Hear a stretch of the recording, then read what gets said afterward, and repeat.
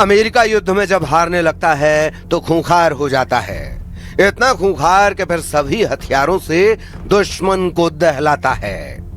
Trump ने साफ कह दिया है कि ईरान को जैसे भी हो हद में लाओ, ईरान को एटम प्रोग्राम पर फौरन समझौता करवाओ।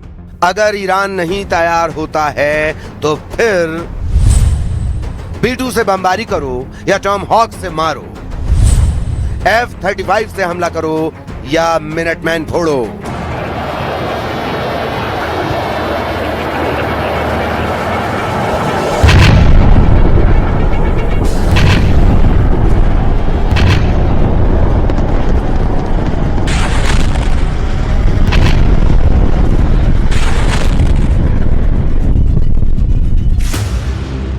मगर ईरान को अब ट्रंप बख्शने को तैयार नहीं। ट्रंप को अब ईरान की धज्जियां उड़ाने से कोई रोक नहीं सकता। ट्रंप की ईरान ने इतनी परीक्षा ले ली है कि वो होश खो बैठे हैं। ईरान ने कतर में जो कांड किया है उसे ट्रंप ने अपनी इज्जत का सवाल बना लिया है। जैसे ही ईरान की चालबाजी ट्रंप को पता लगी है, उन्होंने फौरन इमरजेंसी वॉर मीटिंग बुलाई। ट्रंप ने रक्षा मंत्री पीट हेग्सेथ और जॉइंट चीफ्स ऑफ स्टाफ के चेयर जनरल डैन केन के साथ वॉर मीटिंग खत्म कर ली है। मुमकिन है जल्द ट्रंप फिर से ईरान को फोड़ने वाला ऑर्डर रिलीज कर दें।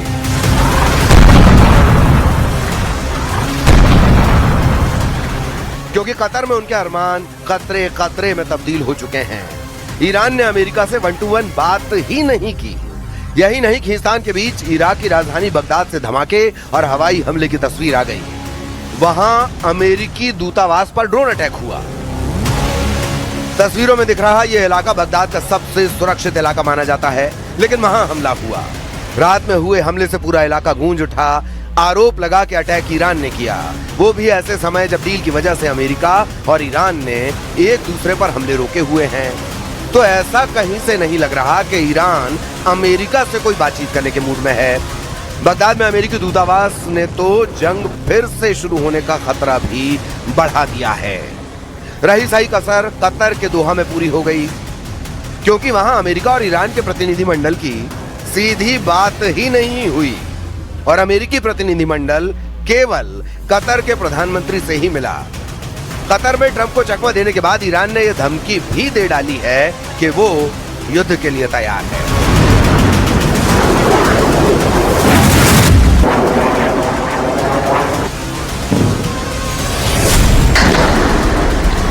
ما نسبت به تفاهم نامه مصریم، یعنی ما هم در حال گفتگو هستیم، هم اگر گفتگو رو نخوان اجرا بکنن آماده جنگ هستیم و عکس العمل نشون میدیم و حتما طبق اون کار رو دنبال میکنیم। जिस मुलाकात का ट्रंप ने ढिंडोरा पीटा था और कहा था कि ईरान की सहमति से कतर की राजधानी दोहा में अमेरिका और ईरान एटमी डील फाइनल करने की कोशिश करेंगे, ना वो मुलाकात हुई और ना ही ईरान और अमेरिका की दोहा में कोई सीधी बात हुई। हुआ बस इतना कि दोहा पहुंचे अमेरिकी राष्ट्रपति डोनाल्ड ट्रंप के डेलीगेशन ने कतर के प्रधानमंत्री शेख मोहम्मद बिन अब्दुल रहमान अल थानी से मुलाकात की। अमेरिका की ओर से दोहा पहुंचने वालों में पश्चिम एशिया में अमेरिका के दूत स्टीव विटकॉफ और ट्रंप के सलाहकार और दामाद जेरेड कुशनर शामिल थे। कहा जा रहा था कि दोनों ईरान से बात करके होर्मुज और दूसरे मुद्दों का कोई समाधान निकालेंगे, लेकिन ऐसा कुछ नहीं हुआ। हालांकि जेडी वेंस ने दुनिया को ऑल इज वेल वाली स्थिति दिखाने की पूरी कोशिश की। We want durable commitments that are verifiable and backed up by inspections that Iran will denuclearize their entire country. Some days actually more oil coming out of the strait than came out before the war even started. So there's this element of the, where the world oil economy is kind of getting back into gear. That's going to take a little bit of time, but you've already seen the prices come way down.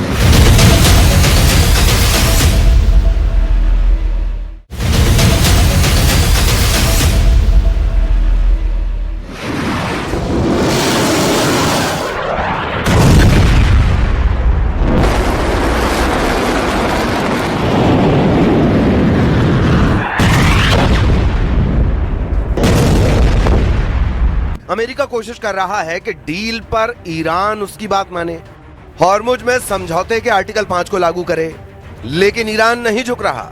वो Hormuz में वसूली का plan बना चुका है और उस plan को लागू करने के लिए वो अमेरिका को मजबूर कर रहा है। उसका सीधा सीधा कहना है कि पहले MOU की शर्त पूरी हो, तभी आगे बात होगी। इन शर्तों में ईरान के अरबों की संपत्ति वापस करना, हॉर्मुज पर ईरान का पूरा कंट्रोल होना और इजरायली सेना का लेबनान से लौटना शामिल है। यानी ईरान चाहता है डील में उसका सिक्का चले, उसकी मर्जी चले, इसीलिए अमेरिका को बार बार मजबूर किया जा रहा है। मगर यह दांव उल्टा पड़ सकता है। इजराइल इसी फिराक में है कि एक बार ट्रंप का मूड बदले और फिर ईरान को अच्छे से सबक सिखाया जा सके। इजराइल के प्रधानमंत्री बेन्यामिन नेतन्याहू लेबनान पहुंचे हैं। लेबनान के दक्षिणी हिस्से में इजराइल के सैनिक मौजूद हैं। नेतन्याहू वहीं पहुंचे और अपने सैनिकों से मिले, उनका हौसला बढ़ाया।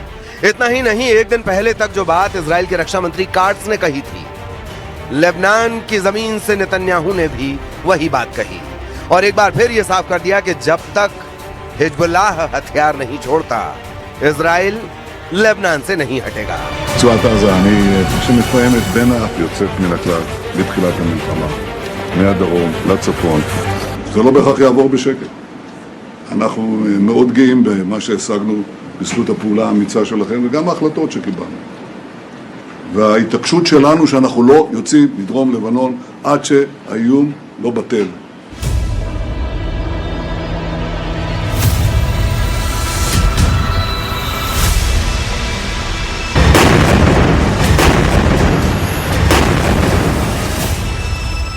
इजराइल का कहना है कि अगर ट्रंप बीच में नहीं आते तो अब तक लेबनान में हिजबुल्लाह को कुचल दिया जाता।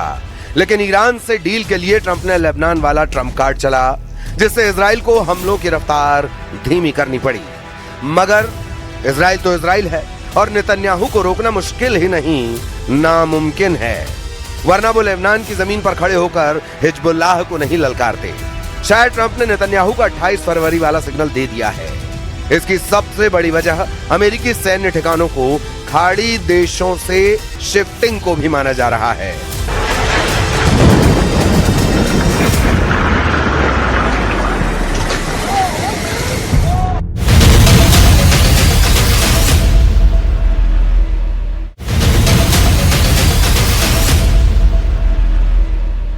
खाड़ी देशों में अमेरिका के कुल 89 सैन्य अड्डे हैं।